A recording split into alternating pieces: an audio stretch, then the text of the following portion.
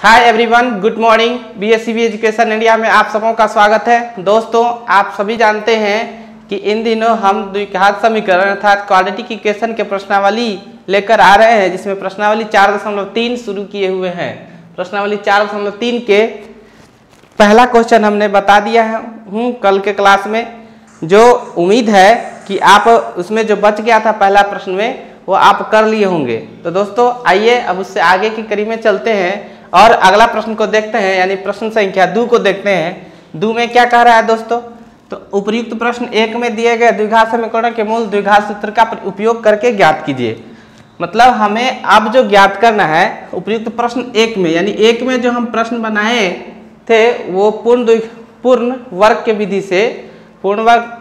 विधि से बताए थे, स्क्वायर मेथड के विधि से, स्क्वायर मेथड के तौर पर बनाए थे। अब उसी प्रश्न को हमें बनाना है सूत्र का प्रयोग करके। मूल वहां भी मूल निकला था, यहाँ भी मूल निकलेगा। वहां मूल निकला था पूर्ण द्विघात समीकरण के फॉर्मूला से, मतलब कि पूर्ण द्विघात वर्ग के फॉर्मूला लगाकर, और यहाँ निकलेगा द्विघाती सूत्र के जो स्पेशल फार्मूला होता है, जो आपको बताए थे कि उसे सीधा चार्ज फार्मूला भी कहते हैं और अभी भी लिखेंगे, उसी के आधार पर बनाएंगे। तो आइए देखते हैं क्या है सीधा चार्ज फार्मूला। सबसे पहले जानते हैं सीधा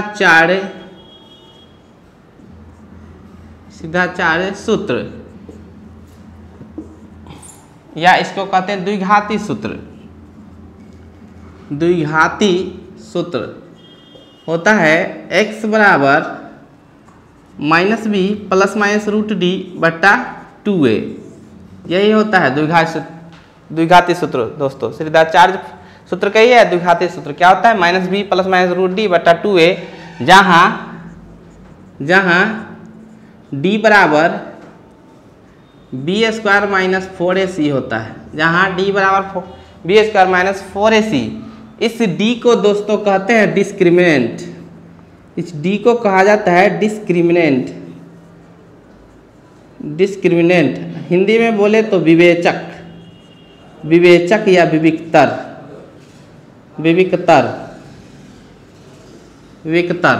इस d को कहते हैं दोस्तों डिस्क्रिमिनेंट, अर्थात विवेचक कहिए या विवेक्तर कहिए हिंदी में। और ये सीधा चार्ज का जो सूत्र होता है या द्विघाती सूत्र होता है x बराबर -b ± √d/2a। अब आइए जानते हैं कि इस पर हल कैसे करें। इससे पहला प्रश्न था प्रश्न संख्या 1 में 2x² - 7x + 3 = 0।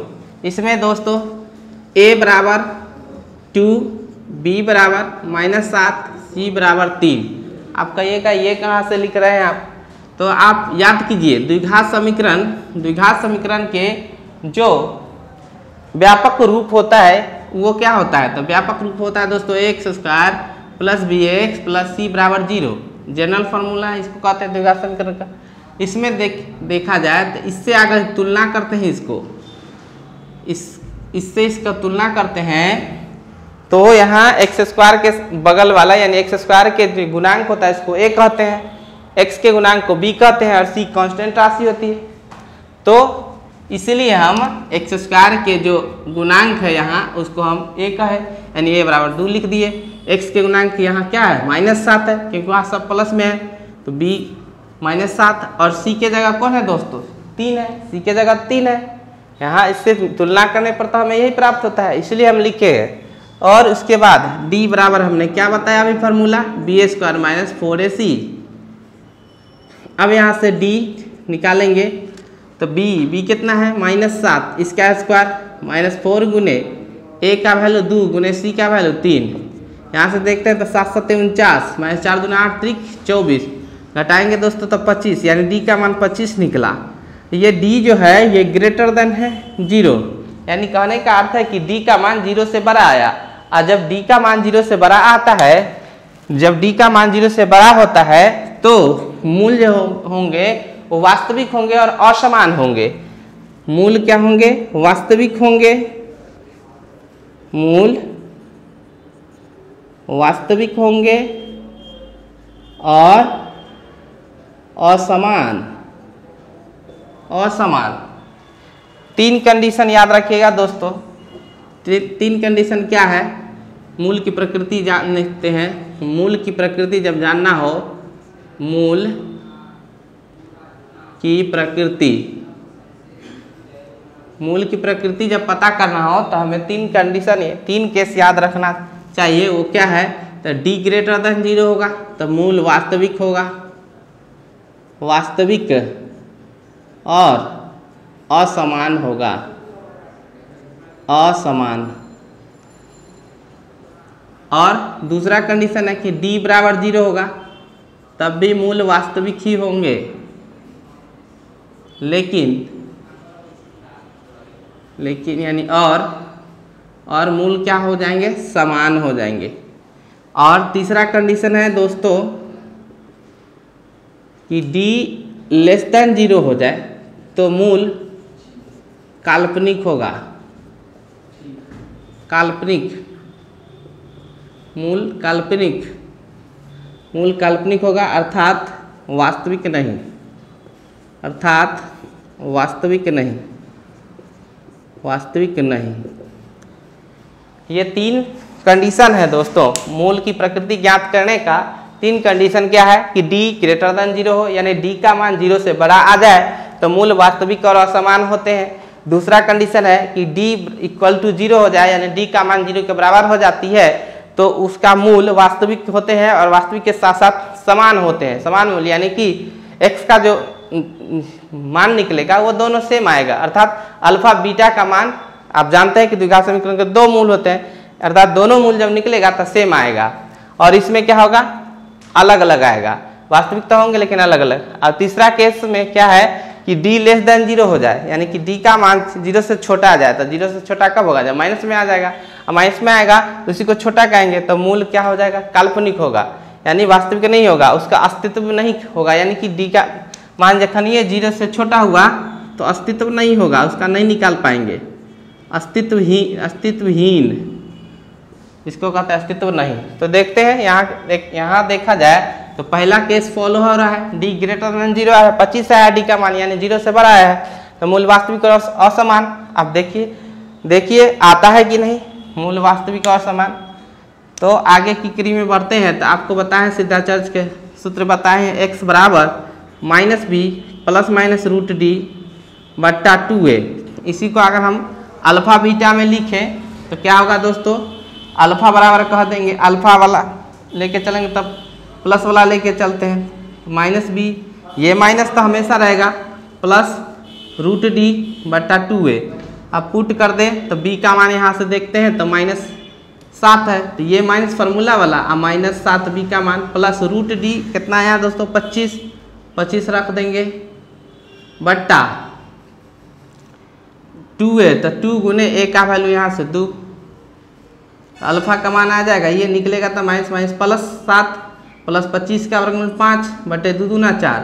हल करते हैं तो 7 5 12 बट्टे 4, यहाँ से 4 3 12 कट जाएंगे, यानी तो यहाँ से अल्फा का मान जब निकालेंगे तो यहाँ से माइनस माइनस प्लस हो गया, +7 और 25 का वर्गमूल 5 आया बट्टा 2 दूना 4, जोड़ेंगे 7 5 12 बट्टे 4, 4 3 12 कट गया, अल्फा का मान 3 आया। आप जब उस पूर्ण वर्ग बनाने की विधि से जब हल किए थे तब भी यहाँ भी x का मान 3 आया था और यहाँ भी इस विधि से भी 3 आया। आप कोई मेथड लगा लीजिए, आंसर वाता सेम ही आएगा। आइए अब बीटा निकालते हैं, तो बीटा बराबर माइनस वाला लेंगे, बीटा बराबर क्या होगा माइनस बी तो होगा ही, और यहाँ जो प्लस माइनस है तो ये माइनस लेके आएगा डी, माइनस डी बट्टा 2a that is minus b का वैल्यू यहाँ से माइनस में है, ब्रैकेट ले लेते हैं, -7 माइनस डी का वैल्यू 25 बट्टा 2 गुने a का वैल्यू यहाँ से फिर दोस्तों 2, तो यहाँ 2 गुना में आ जाएगा that is minus minus +7 minus 25 का वर्गमूल 5 बट्टे 2 दूना 4, यानी कि बीटा 7 में से 5 गया था 2 बट्टा 4, 2 दूना 4, यानी बीटा का मान निकला 1/2, उसमें भी 1/2 आया था दोस्तों।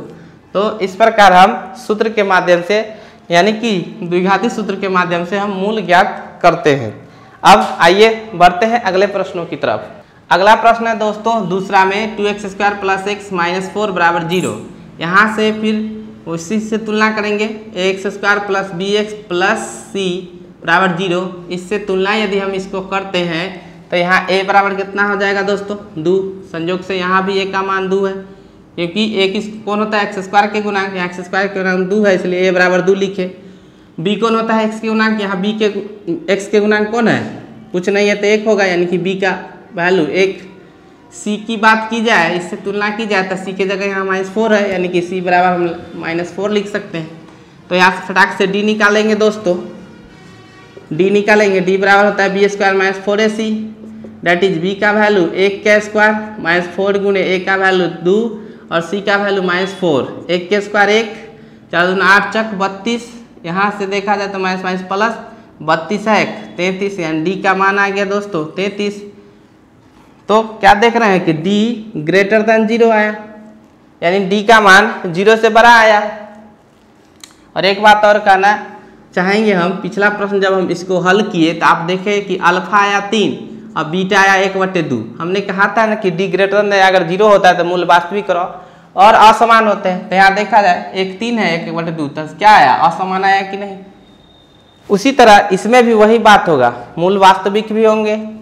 वास्तविक का मतलब होता है कि प्लस में आएंगे, और उसके बाद मतलब कि इमेजिनरी नहीं आएंगे। वास्तविक का मतलब ये नहीं कि हमेशा अल्फा बीटा प्लस में ही आएगा, माइनस में भी आ सकता है। मेरे कहने का अर्थ है कि काल्पनिक ना होगा, यानी काल्पनिक ना होगा यानी कि आई लगा के नहीं आएगा, इमेजिनरी नंबर नहीं आएंगे। जो भी आएंगे वास्तविक संख्या, चाहे वो प्लस में हो सकता है या माइनस में हो सकता है। और समान होगा तो समान आएगा, असमान होगा तो असमान। तो यहाँ समान आया। उसी प्रकार यहाँ देख रहे हैं तो d ग्रेटर देन 0 है, तो मूल इसका भी वास्तविक होंगे। और मूल क्या होंगे दोस्तों, वास्तविक तो होंगे ही, और साथ ही साथ असमान होगा। तो हल कीजिए।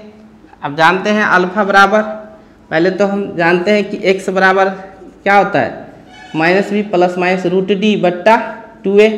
अब यहाँ से अगर अल्फा बीटा अलग किया जाए तो अल्फा, इसमें दोस्तों अल्फा बीटा दोनों मिक्स है, तो अल्फा को लेके चलेंगे तो प्लस वाला लेके चलेंगे d, यानी -b plus √d/2a, that is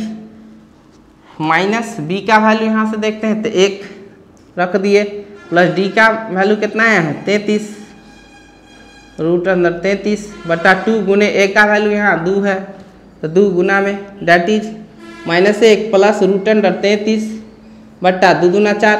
अब तो 33 का वर्गमूल पूरा निकलेगा नहीं, तो इसी में छोड़ देंगे। अल्फा का मान यही निकल गया। कल के क्लास में भी देखे थे, उस विधि से जब बताए थे तो इतना ही आया था। दूसरा, जब बीटा निकालते हैं दोस्तों तो फिर देंगे -b -√d/2a, जहाँ प्लस लिए थे तो -1 माइनस फार्मूला वाला -d का वैल्यू यहाँ से देखते हैं तो 33 है, /2 गुने a का वैल्यू यहाँ से 2 रख देंगे गुना में, तो यहाँ -1 और 33 का पूरा वर्गमूल नहीं निकलेगा तो √33 रहने दीजिए, 2 दूना 4, बीटा निकल गया आंसर। कल भी यही निकला था। तो दोस्तों आपको समझ में आ रहा होगा, बहुत ही आसानी से हम यहाँ आपको जेहन में रखने का काम कर रहे हैं। आइए देखते हैं तीसरा। आइए जानते हैं तीसरे प्रश्न को। तीसरा प्रश्न है 4x² + 4√3x + 3 = 0। यहाँ से जानते हैं तो a कितना है दोस्तों 4, b कितना है 4√3, क्योंकि x का गुणांक उतना ही है, c कितना है, c के जगह 3 है। अब यहाँ से d निकालेंगे दोस्तों, d निकालेंगे b² - 4ac के फॉर्मूला से। अब b का मान यहाँ है क्या 4√3, इसका स्क्वायर कर देंगे, 4 गुने a का मान 4 गुना c का मान 3, यहाँ से स्क्वायर करेंगे तो 4 चौका 16, स्क्वायर से रूट कैंसिल तो 16 तिया 48 हो जाएगा, और -4 चौका 16 तिया 48। अब 48 में से 48 गया तो कितना होगा दोस्तों 0।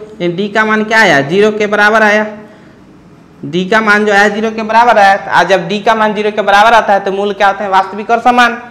मूल क्या होंगे वास्तविक होंगे और समान होंगे। इसमें आपको पता चलेगा कि अल्फा बीटा सेम आया है। देखते हैं,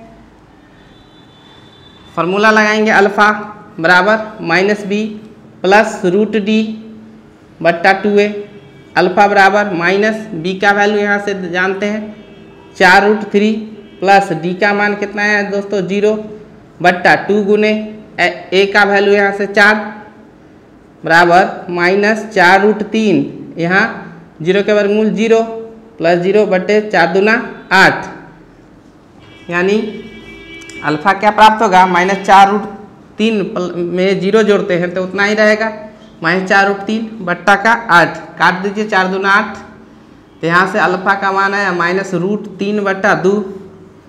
अब बीटा निकालिए, बीटा बराबर होता है दोस्तों, बीटा बराबर ये अल्फा का मान निकल गया -b -√d अब बट्टा 2a, that is minus b का क्या है यहाँ 4√3 -d 0 निकला है बट्टा 2 गुने a का मान है 4 बराबर -4√3, यहाँ 0 के वर्गमूल 0 बटे 4 दूना 8, तो यहाँ से बीटा का जो वैल्यू आएगा, अब 4√3 में 0 घटा देंगे तो वही रह जाएगा -4√3 का -4√3 बट्टा का 8, 4 दूना 8 कर जाएगा, तो बीटा कितना आया -√3 बटे 2, ये आंसर। तो यहाँ से देखिए अल्फा -√3 बटा 2 आया, बीटा भी आया -√3 बटा 2। हमने कहा था कि जब भी d का मान 0 के बराबर आएगा तो मूल वास्तविक होते हैं और क्या होते हैं, समान होते हैं। तो यहाँ देख रहे हैं मूल क्या है, वास्तविक और समान दोनों बराबर आया। तो दोस्तों आज का क्लास कैसा लगा हमें कमेंट कर जरूर लिखिएगा, और हमें आशा है कि आपको अच्छा ही लगा होगा और आप सीखे होंगे कि कैसे इसको द्विघाती सूत्र का प्रयोग करके हम बनाते हैं। तो अब जो बच गया है प्रश्न यानी कि 2 का चौथा वो अपने बना लेंगे, और हम मिलते हैं आपसे अगले क्लास में अगले प्रश्न को लेके। तब तक के लिए हमें इजाज़त दीजिए। आप जहाँ रहे स्वस्थ रहे, सुरक्षित रहें। जय हिंद, जय भारत।